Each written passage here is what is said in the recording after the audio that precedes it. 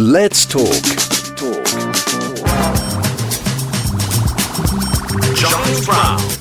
Bowieland, walking in the footsteps of David, has been described as vividly celebrating Bowie's life as not just a chameleon-like visionary, but a nomadic one. And Bowie is still out there. Well, the gentleman's going to tell me all about that is the author of Bowieland, Peter Carpenter. Good morning to you, Peter. Hi there. Great to be on the show, Giles. Good to have. And those of you who have sharp ears will realise that was the what was it? The lower sixth, the upper fifth. That was Bowie's first band, was it? Can't help thinking about lower third, yeah. Lower third, yeah. But they before that, I do the nerd. You had the Conrads as well, and then you had the Buzz, and yeah, you had all of them. I mean, he was out there doing everything through the 60s before he really made it. Yeah, but some people, I mean, I like that one. I love that thing. Yeah, because when you hear some of the early stuff, it's a bit like, oh, okay, you can there is, because people say, oh, he was bound for greatness. He arrived fully formed as Ziggy, which obviously he didn't because we have Hunky Dory and The Man Who Felt Earth, etc. But up until that point, he was sort of testing his feet, wasn't he, in the waters, and he was also absolutely. Yeah.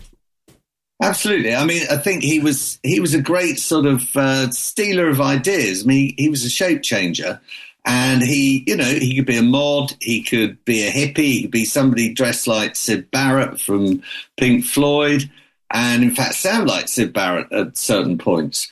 So he kept trying things out. So he was what I would call, posh word, autodidact. He was somebody who taught himself. He loved it. I mean, he left school with an art O-level. But he kept learning, and that's part of what the book's about. I mean, the fact that he kept going, and that's one of the things I love about him, his persistence. Because the thing is, I mean, the whole thing behind this book it's just another sort of Bowie fan, of which there are legion, writing about how he was and the whole thing. Because you had a life, quote unquote, as the Americans would say, if we were making the movie, you had a life-changing experience, Peter. I did, and I like a bit of fun, and I like jokes and things like that. But I just got to this point in my life where I was very ill. I didn't realise I was very ill, but I had severe mitral regurgitation in heart. It was a heart problem, misdiagnosed, nobody's fault, but it was like pneumonia, pleurisy. I was really struggling. And so I suddenly was told, eventually got great advice from a cardiologist. And he said, look, this is really serious. And I said, what do you mean? He said, well, if you don't have surgery, you're going to be dead in 3 months. So that kind of got me going. And when I came out of the surgery, I had a great physio in London Bridge Hospital, and she took no prisoners. And I was clanking around with cannula and all these things hanging out of me. And 2 days after the op, she said, right, come on, we're going to walk. And so I said, what? What are you talking about? I can barely breathe. And we clanked up and down the stairs at London Bridge Hospital. And I'd gotten really well with her. And she just told me, if you want to stay alive, if you want to be there on this planet in 10 years' time, you've got to get out there and walk. So it was a version of kind of not let's dance, but let's walk. It really was. And that's what I proceeded to do, because I tend to sometimes obey rules. But I thought this one was quite important. So I got on this kind of obsessive walking regime, and I'd go out, and I think part of the regime is to walk with purpose. Vigorous walking is the thing that's going to keep your heart healthy. And so I became obsessive about this. And this, when Bowie died, 2016, I just wanted to make Bowie my own, to kind of get this ownership. I thought, wow, my hero's dead. And then I thought, actually, I chatted to loads of friends about it, writer friends, musico friends. And I said, actually, I don't really know much about him. And we had lots of ideas about what we were going to do. There were writing ideas, but I just started going up to the places that I did know about, starting at Heddon Street, Ziggy Shoot, it had to be there, and then going to Beckenham and other places. And I realised I was kind of making Bowie my own and really doing the work, walking with purpose. Now, I had no plan, just to say. It was compulsive, obsessive, but that was part of it. And that's actually, I think, now I realise, replicated how Bowie was, that he was creative. He didn't really know where he was going.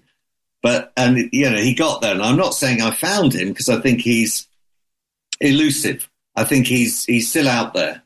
And so the places I eventually went to, I never thought I'd go to. I mean, Southend, Bickley, people, another person who interviewed me said, these are pretty mundane places. And I said, don't knock them. Don't knock them. Every place has hidden traces of something special. And in this case, things to do with Bowie.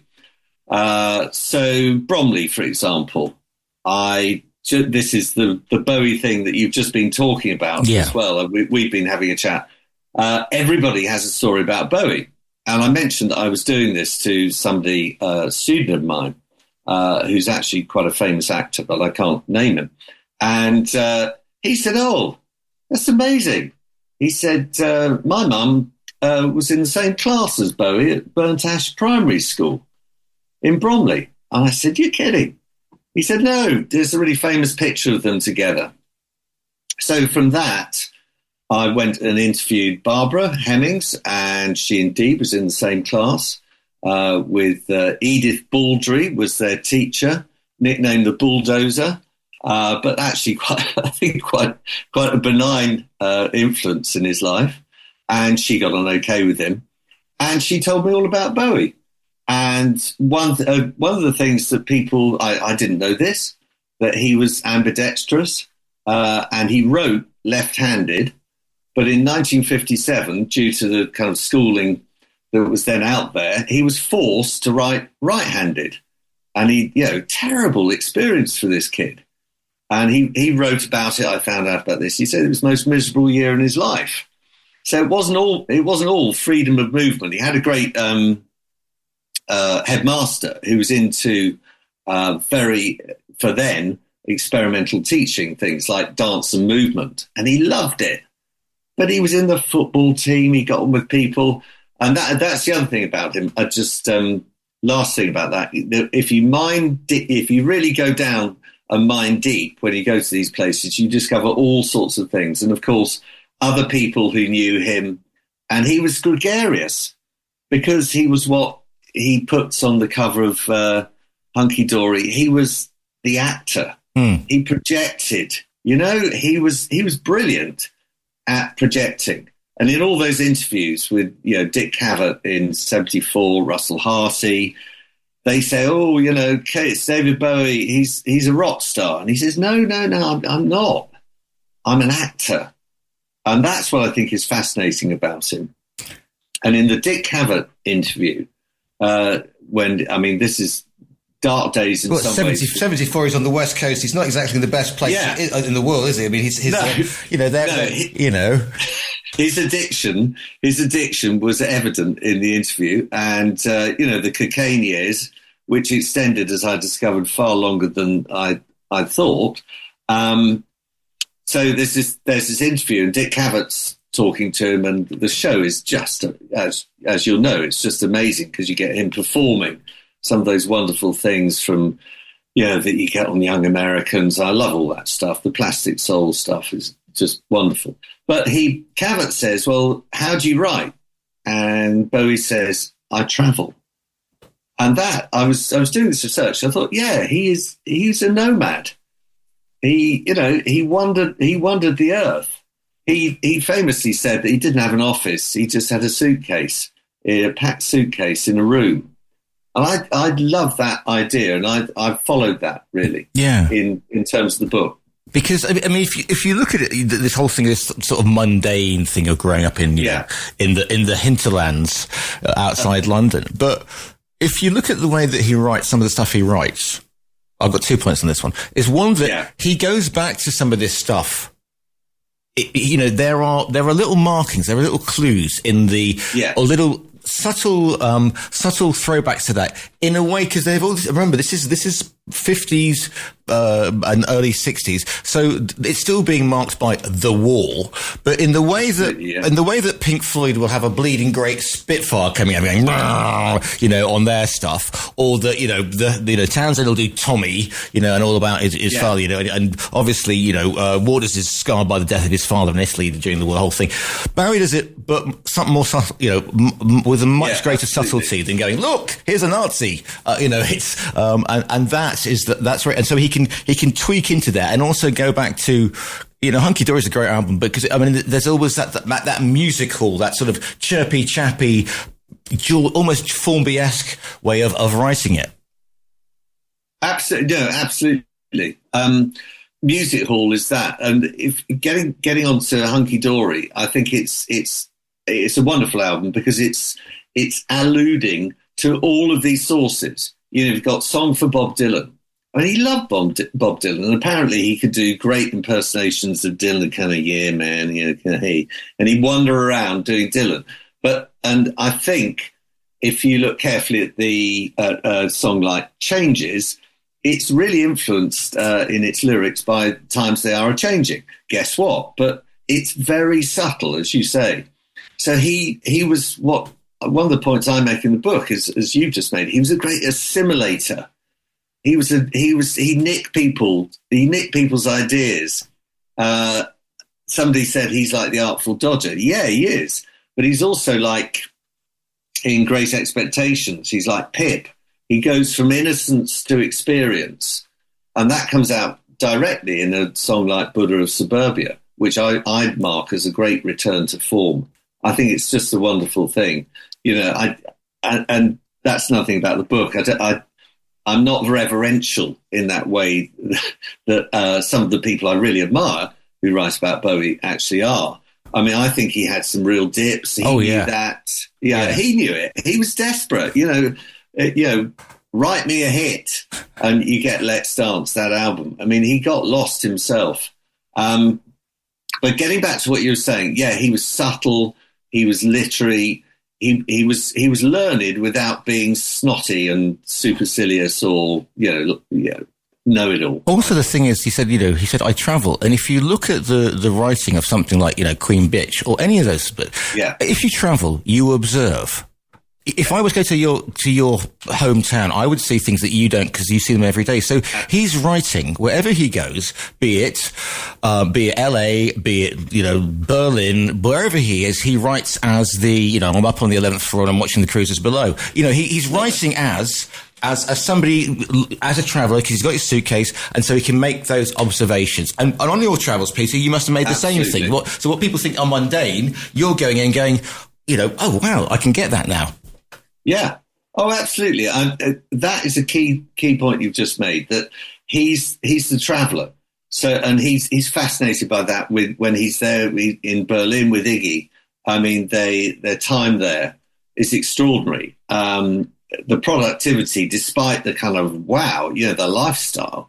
And I do believe there it's also to do with creativity and messiness, that he tried things out. Hansa Studios, when he was there, was a wreck. The ceiling was falling in, and he had Eno there who had these cars, the oblique strategies. Try this, do that. 3 microphones all over the place. Yeah, exactly. And so it's experimental. But that thing you say about being a stranger walking through places is actually absolutely at the heart of the book, and it's at the heart of the book because I'm brought up in Ewell, Epsom, Hinterland, South London, and the places that Bowie knew, he walked around, I knew as well. And, the bus routes, I played football in, Wallington and Croydon. My dad worked in Croydon, so he had the Croydon knowledge. I learned to drive there. So those places were kind of special. When I went back to them, as you may tell, in my later years, 40 years on, of course, they're different. They changed. And the book is trying to make sense of where we are now, to nearly quote him, in relation to what was going on then. So a venue like the Greyhound in Croydon that I used to go to all the time, great punk venue, I mean, it was a pub. I mean, it was just a Courage Bitter pub, but it held 600 people. And the key to it was that it was rough and ready. It really was. And it was kind of opposite it in Croydon Park Lane was the Fairfield Halls. And that was kind of posh and everything. But this was a cauldron. And this is where he played, supported by Roxy Music. Now, if you go there now, it's just a tower block that's being demolished and turned into something else. So it's very interesting about that. Yeah, going back to your own selves. And also the thing is, because I mean, people forget what a phenomenal band he had with the Spiders, because it's Mick Ronson, you know, it's Woody. I mean, they are, you know, I mean, they may not like having sort of sideburns and purple, whatever, but you all of that lot. I mean, we said punk rock, but pub rock, which gave it, you know, I mean, people think it was all very fey in the whole thing. People were wandering around, and Brian Ferry's always in a bleeding, you know, with a martini and a supermodel, but. I mean, you would get your face punched in. I mean, these were really sort of hard venues to play. I mean, Sweet were a bunch of animals, for goodness sake. And as I say, the Faces are a drinking club with a band attached sometimes. I love what you say. Yeah, I mean, they had they played when they played Tolworth. The first Ziggy gig. They're on a stage which is sort of like 2 foot above the audience. It was a kind of, I mean, I went there because there was quite a good snooker place there, and the Charrington Bowl, the bowling place, was next door. So you go there and you're almost guaranteed a fight. And the point about that is that he blasted them, and he had. You're quite right. The band was all together. I mean, my God, they were good. And they rehearsed. And this is the other thing I really admire about Bowie. I tracked some of the studios. And, you know, he's rehearsing all the time. So that when he was in the studio, it sounded like he was live. And when he was out playing, my God, they just did it. And Ronson, genius. Orchestration, piano, just wonderful. But you're right. I mean, pub rock, I was really into that. I mean, there were loads of bands people don't know about much now. Kilburn and the High Rose, yeah. Oh, Kilburn and the High Rose, Bebop Deluxe, the Feel Good. There we go, both at the same time. Thank you very much, ladies and gentlemen. I'm going to see what is left of the Feel Goods at the 100 Club next Tuesday. Blimey. So I'm still sad, isn't it? No, not at all. Now, what's it like going to Berlin and come as a Bowie fan and following that path? Because you know Hansa Studios, you know, it's the whole. And again, explaining to my goddaughters that Germany used to be 2 countries, and there was a wall going through it. And Bowie's doing stuff with Visconti's involved as well, isn't he? And they can see the East German border guards from Hansa Studios looking at them, and it's the Berlin. It's falling apart and dangerous. And there's Bowie and Iggy, who I saw in concert 2 years, and of all the rock stars of the 70s, to see Iggy on stage in 2024 was quite something. Oh yeah. So Berlin, well, going back there, it's just rich in trace. I mean, the book is about connections, but Berlin, the chapter there, it could have been its own book. So you go to Hansa Studios and it's all sanitized now. Yeah, you know, it's all perfect. But we had a great guy there, Thilo Schmid, who's a Bowie expert, and we'd already gone to the studios. And Thilo, he's from East Berlin, and so his first conversation with me was he called me. He said, "Mr. Carpenter, you're a cunning capitalist," because I'd engineered this deal that we'd just drive around Berlin with him, not go on an official tour. And it really, he showed us what was left of the wall. We looked at Hansa in a totally different way. We marked out where Visconti reputedly was, kissing somebody in sight of the studios. But the thing about the products from the studios there, Hansa Studios, is that they are, I think, universal. That a song like Heroes is applicable to anybody. And it's the second person address. You can be heroes, you know.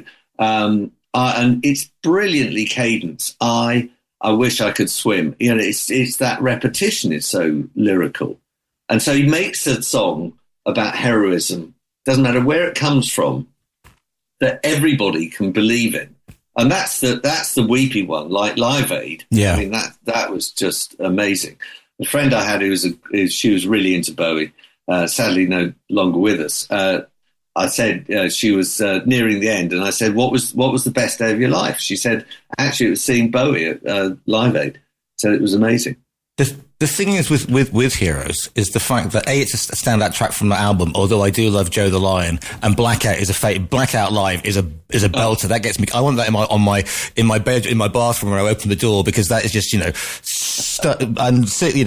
kids go to YouTube 1978 in Dallas. It's just amazing, as well as the leather trousers. But if you think about the Berlin he's writing and he's seeing as he's singing that, because Berlin has been sanitized now. It was dangerous. It was falling apart. City centers, nobody went there. Yeah. It was smackies in the corner. But with a great song, a song is a time machine. It's the closest thing we get to time travel. So you will hear a song and it will take you back to the girl, the boy you were seeing, whatever, what you were wearing, what you were thinking. And that's the beauty of music. And that song is transcendent, and you can apply it to the part when the music picks you up and drops you in a better place. That is Heroes. Yeah, absolutely. So you were saying about other yeah. Sorry. No, it's absolutely, you've done it. I was walking around Maida Vale with a friend of mine, and we were talking about exactly that he's a massive Bowie fan, and we were wandering around near the Abbey Road studios and watching the people go across the zebra crossing, wondering why they did it. Well, they did it because they want to replicate the place where that happened, where the band were. And we were saying we could remember exactly where we were when we first heard all those great songs by Bowie. Whether it was an Evesham Hall disco for Jean Genie or, whatever it was, you're absolutely back there. So the time machine thing is there. Last thing on that, Joe the Lion. When I had open heart surgery, I had this very patient nurse next to me, Portuguese nurse. She was brilliant, from East London. And I came round, and when I was sort of conscious, she said, "Feto di ferro, feto di ferro." You was she was trying to translate it. She said, "You were saying something." I said, "What was it?" She said, and then she translated, "Made of iron." And I thought, what the hell's that? And then it's about half a day later, I realised it was Joe the Lion. And so I thought, I can't let Bowie down. He was there. He was there. He was right in there when all that was going on. And so it shows you how deep these things go. And bits of song can transform your life. As you can probably tell, Peter, you and I could have this conversation until Monday next week, but I'm going to run out of time. What are you hoping people will take from the book? And B, where can people find you online? First of all, with what they take from the book, I hope it's the message, get out there and do it. And walking and getting out there and experiencing things for yourself, that's the key. Anybody can do it on a laptop, but go back to the places will resonate. So it's about learning. It's saying, it's not an injunction like get off your but it's saying, come on, you can do it, because I think that's the spirit of Bowie. And it's about creativity, because I think walking I'm a writer. I've been a writer for a long time before this. I've always associated walking with creativity, and I'm sure that it's that idea float thing that you get when you're in the zone, when you're walking, that is central to creativity. It's akin to mindfulness, as we now put it. Bowie was into Buddhism, and that's very much akin to that. So I think those sort of things, but also I think I managed to process my life and come out of it, and I'm now a lot healthier. I feel a lot better about things through another person. So online, well, I've got a website. If you just Google Bowieland, you'll find all sorts of things out there. But I've got my own website, so if you just Google me, Peter Carpenter, you'll find all sorts of things. Well, Yeah. It's been brilliant to speak to you. That you can order the book as well. Go to Talk Radio, TRE.radio. You'll see a front cover of the book, and you can order it online. The book is called Bowieland, Walking in the Footsteps of David. It's by Peter Carpenter. Peter, as you can probably tell, it's been an absolute pleasure to speak to you this morning. Giles, it's been fantastic. And, you understand. That's what